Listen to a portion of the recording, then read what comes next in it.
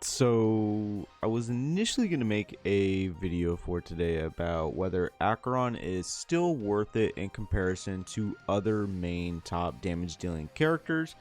And, that's going to have to now be put on the back burner because we actually got information about like real body slash big slash whatever you want to call her, Herta, like the actual body. We got information in regards to a kit, and so we need to first check out I believe it's track, whoops, not that, roadmap. So we obviously just got the version 3 or the 2.5 update, so or the version 2.7 version 5. So like these characters are now like, this is what they are going, these characters are, this is what they're going to be, Fujue and Sunday. So there's definitely some updated information in regards to them. I'll be making build guides for them very, very soon, just so that information is completed and the videos can be uploaded accordingly whenever I decide to get them out. But we have information in regards to possibly what I think is going to end up being the 3.0 character, that being Herta. And we can just go over her information here. And so jumping over to her skill. So right now we don't know exactly what she is going to be, right? All we know is that, well, first of all, she's just going to be dealing in ice damage, so we don't know exactly what path she's going to be following, and I would assume it'd still be the same thing. I'm assuming it'd still be erudition. It just makes the most sense. But her skill, she's going to be dealing ice damage to a single target and applies stacks of clue, then deal ice damage to this target and adjacent targets. So it seems like it's just going to be a single target that is going to be doing AoE damage to adjacent enemies, dealing ice damage as well. So we'll have to figure out what clue does when we get there. The enhanced skill is, again, you're gonna be dealing damage to a single target and then dealing adjacent ice damage to targets after the main single target. Then it states that you're gonna be dealing ice damage to all enemies, so that's very nice.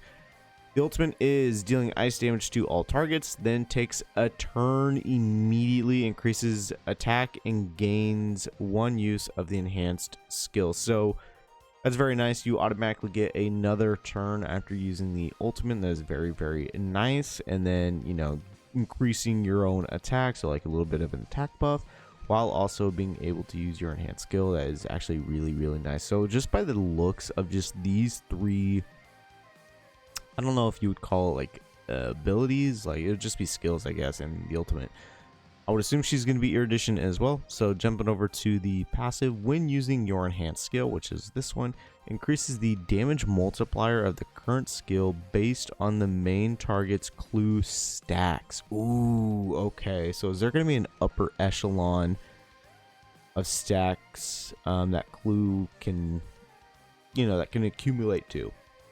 Then you're going to remove all clue stacks after the skill.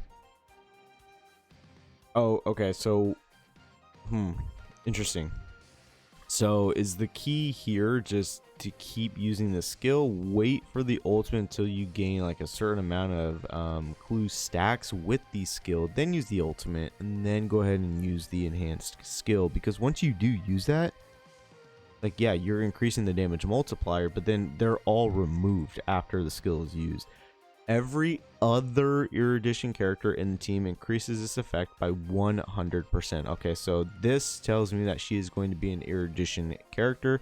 Enemies gain one stack of clue upon entering battle. When an enemy is defeated, their clue stacks were not removed by an enhanced skill. They would be transferred to the target with the highest HP. Okay, so that's very, very cool.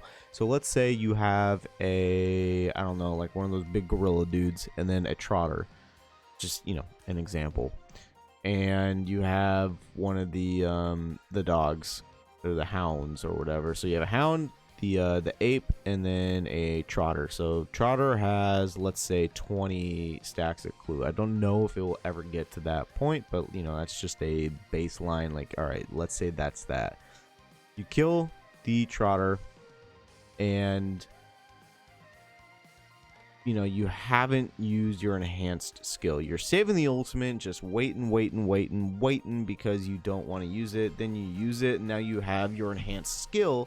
However, the ultimate killed the trotter. So now all those stacks at that point, it would now be 21 because, you know, you give them a, I believe, a stack. No, ultimate does not give a stack. So you would give them all 20 to the enemy that has the highest amount of HP. So that's that. I like that. It's really cool. Makes it very hyper offensive focused. I mean, most Erudition characters are, but it's a very different way compared to other recent Erudition characters such as Rappa and Jade. The two traces that we have information for is when allies perform an attack, regenerates energy for Herta based on the number of targets hit. I do like that as well. Makes it very nice for other Erudition characters to be on the team, which also with the passive, that seems like you want that to be the case.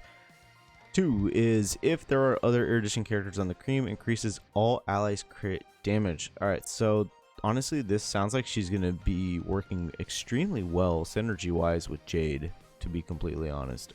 So I'm really looking forward to that. Herta, I think, just based off this preliminary kit, I think she's going to be very good and very interesting. I mean, this is a good baseline that we have that, you know, is going to be stacked further upon once we get closer to her actual release.